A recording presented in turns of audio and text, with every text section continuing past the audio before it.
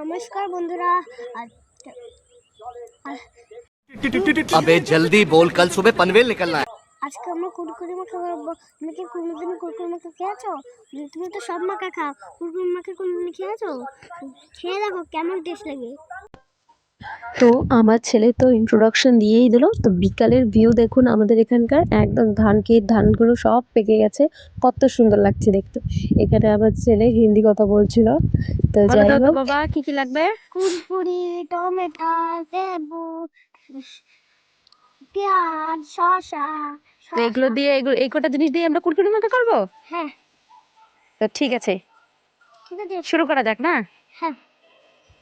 তো আমার ঘরে বর্তমানে এগুলোই ছিল। আর আমার ছেলে খুব বলছিল যে মা কুরকুরে মাখা করে দাও, কুরকুরে মাখা তো করে দাও। তো সেই জন্যই আমি এগুলো করছিলাম। তো বললাম যে চল তাহলে তোকে কুরকুরে মাখা করে দিই।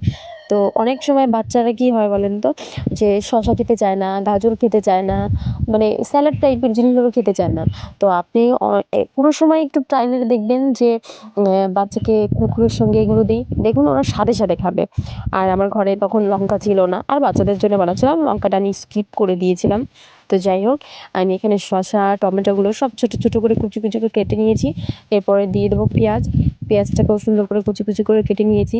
তো আমাদের কি বলেন তো, আমরা এরকমই ভাবি যে হয়তো ভিডিও করছি, আমরা ফেসবুকে ছাড়বো, ইউটিউবে ছাড়বো, যদি লোকে দেখে কি বলবে, কি ভাববে, কি না, আমরা এগুলো ভেবে কিন্তু আমাদের লাইফটা কাটিয়ে দিই। অ্যাকচুয়ালি আমরা নিজেদের জন্য বাঁচি না, আমরা অন্য কারোর জন্য বাঁচি যে সে কি ভাববে।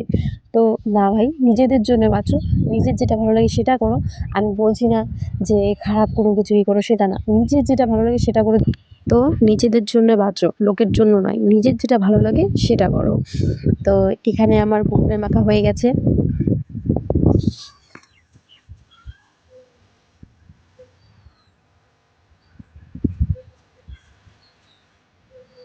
দেখো তো, খুব টেস্ট হয়েছে। খুব টেস্ট হচ্ছে, তাহলে খাও তাই। তো আজকের ভিডিও এই পর্যন্ত। দেখা হবে পরের ভিডিওতে। সুস্থ থেকো, ভালো থেকো, টাটা।